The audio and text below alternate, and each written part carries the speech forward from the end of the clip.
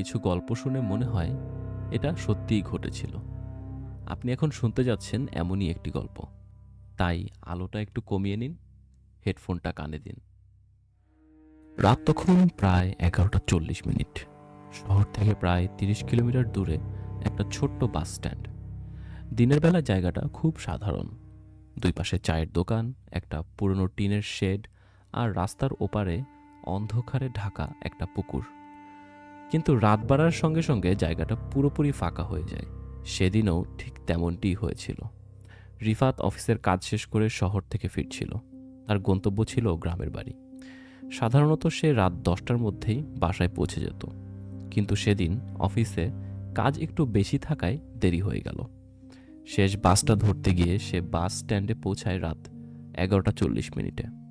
স্ট্যান্ডে তখন আর কেউ ছিল না, শুধু একটা চায়ের দোকান। রিফাত দোকানদারকে জিজ্ঞেস করলো, ভাই, গ্রামের দিকে শেষ বাসটা কখন? দোকানদার চা বানাতে বানাতে বলল, আরেকটা আসবে। রিফাত বলল, কতক্ষণ লাগবে? লোকটা ঘড়ির দিকে তাকিয়ে বলল, 12টার আগে। রিফাত একটা চা নিয়ে বেঞ্চে বসে পড়ল। চারপাশ তখন অস্বাভাবিক রকম চুপ। দূর থেকে কুকুর ডাকছিল, মাঝে মাঝে বাতাসে টিনের ছাউনি কাঁপছিল। তারপর রাত 11:45। রাস্তার ওপার থেকে একটা আলো দেখা গেল। দূর থেকে মনে হচ্ছিল বাস আসছে। রিফাত উঠে দাঁড়ালো। চায়ের দোকানদারও রাস্তার দিকে তাকালো। কিন্তু কয়েক সেকেন্ড পর লোকটা হঠাৎ বলল, আপনি এই বাসে উঠবেন না। রিফাত অবাক হয়ে তাকালো। কেন? দোকানদার কোনো উত্তর দিল না, শুধু বলল, এই বাসটা আপনার জন্য না। এর মধ্যেই বাসটা কাছে চলে এলো। পুরনো একটা লোকাল বাস। হেডলাইটের একটা দিক ঠিক মতো জ্বলছিল না, সামনের কাঁচ ধুলোয় ঢাকা। কিন্তু অদ্ভুত বিষয় হলো, বাসটার গায়ে কোনো রুট নম্বর লেখা ছিল না, কোনো নামও ছিল না। শুধু সামনের কাঁচের ভেতর থেকে ছোট একটা কাগজ ঝুলছিল, সেখানে লেখা, শেষ যাত্রা। রিফাত কিছুটা দ্বিধায় পড়ে গেল। কিন্তু তখনই বাসের দরজা খুলে গেল। ড্রাইভার হর্ন দিল। দোকানদার আবার বলল, যাবেন না। রিফাত এবার জিজ্ঞেস করল, আপনি তো বললেন শেষ বাস আসবে। দোকানদার নিচু গলায় বলল, আমি বলেছিলাম বাস আসবে, কখনো বলিনি এই বাসে উঠতে। রিফাতের বুকের ভেতর কেমন যেন ঠান্ডা হয়ে গেল। বাসটা তখনও দাঁড়িয়ে, দরজা খোলা, কন্ডাক্টর বাইরে দাঁড়িয়ে আছে। সে হাত তুলে বলল, কোথায় যাবেন? রিফাত নিজের গ্রামের নাম বলল। লোকটা কয়েক সেকেন্ড তার দিকে তাকিয়ে থেকে বলল, ওই দিকে তো আজ কোনো বাস যাবে না। তাহলে আপনি উঠে বসেন। রিফাত আরেকবার চায়ের দোকানদারের দিকে তাকালো। দোকানদার তখন মুখ ফিরিয়ে নিয়েছে। রিফাত ঠিক করলো সে উঠবে না। কয়েক সেকেন্ড পর বাসটা চলে গেল। অন্ধকার রাস্তার মধ্যে মিলিয়ে গেল তার লাল টেল লাইট। চায়ের দোকানদার তখন ধীরে ধীরে রিফাতের দিকে তাকালো। বলল, ভাই, আপনি ভাগ্যবান। কেন? লোকটা বলল, ওই বাসে যারা ওঠে তারা সকালে বাড়ি ফেরে না। রিফাত হেসে বলল, আপনি কি আমাকে ভয় দেখাচ্ছেন? দোকানদার মাথা নাড়ল। আমি গল্প বলছি না। তারপর সে দোকানের পেছন থেকে একটা পুরনো রেজিস্টার বের করলো। পাতা উল্টাতে উল্টাতে একটা জায়গায় থামলো। সেখানে গত কয়েক মাসের কয়েকজন যাত্রীর নাম লেখা। প্রত্যেক নামের পাশে একটা তারিখ, আর শেষ কলামে ফিরেনি। রিফাত রেজিস্টারের দিকে তাকিয়ে রইল। এগুলো কি? দোকানদার বলল, যারা ওই বাসে উঠেছিল। রিফাতের গলা শুকিয়ে গেল। ঠিক তখনই রাস্তার দিকে আবার একটা হর্নের শব্দ এলো। রিফাত আর দোকানদার দুজনেরই রাস্তার দিকে তাকালো। কয়েক সেকেন্ডের মধ্যে সে একই বাস আবার ফিরে এলো, কিন্তু এবার বাসটার ভেতরে আলো জ্বলছিল আর জানালার পাশে বসা যাত্রীগুলোকে দেখা যাচ্ছিল।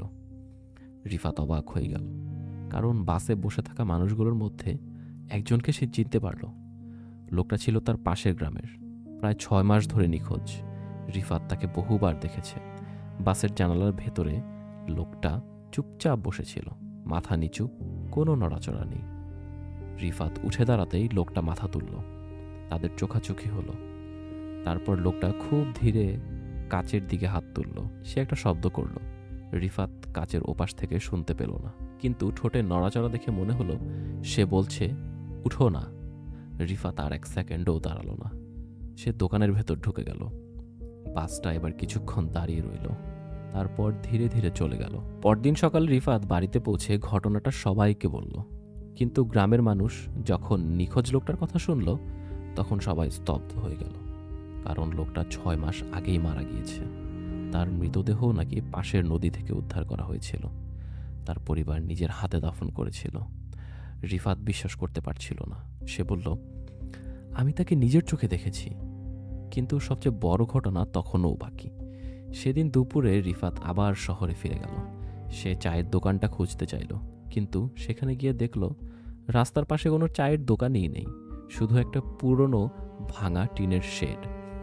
সে আশেপাশে মানুষকে জিজ্ঞেস করলো, এখানে চায়ের দোকান ছিল না? একজন বৃদ্ধ বলল, ছিল। রিফাত স্বস্তি পেল। কোথায় গেল? বৃদ্ধ কিছুক্ষণ চুপ থেকে বললেন, দোকানটা আগুনে পুড়ে গেছে। কবে? বৃদ্ধ তারিখ বললেন। রিফাতের শরীর ঠান্ডা হয়ে গেল, কারণ সেই তারিখটা ছিল 6 মাস আগের।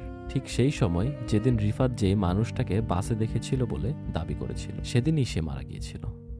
রিফাতের মাথায় তখন শুধু একটা প্রশ্ন ঘুরছিল, গতরাতে সে যে চায়ের দোকানে বসেছিল সেটা তাহলে কি? আর যে দোকানদার তাকে ওই বাসে উঠতে নিষেধ করেছিল সে কে? কয়েকদিন পর রিফাত আবার সেই রাস্তা দিয়ে যাওয়ার সময় লক্ষ্য করলো রাস্তার ধারে একটা ছোট্ট লোহার ফলক বসানো হয়েছে। তাতে লেখা, এই স্থানে 6 মাস আগে সড়ক দুর্ঘটনায় 17 জন নিহত হয়।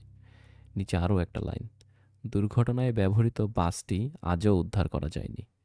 রিফাত অনেকক্ষণ সেই ফলকের সামনে দাঁড়িয়েছিল। তারপর ধীরে ধীরে রাস্তার দিকে তাকালো। দূরে একটা বাস আসছিল, পুরনো বাস। হেডলাইটের একটা দিক জ্বলছে না, সামনের কাছে ছোট একটা কাগজ ঝুলছে। রিফাত দূর থেকেও লেখাটা পড়তে পারল, শেষ যাত্রা।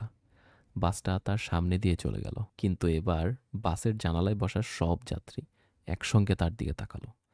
আর একেবারে শেষ জানালায় বসা লোকটা সেই একই লোক যে 6 মাস আগে মারা গিয়েছিল। সে শুধু হাত তুলল, একবার ইশারা করলো, তারপর বাসটা অন্ধকারে মিলিয়ে গেল। সেদিনের পর রিফাত আর কোনো দিন রাতের শেষ বাসে ওঠেনি।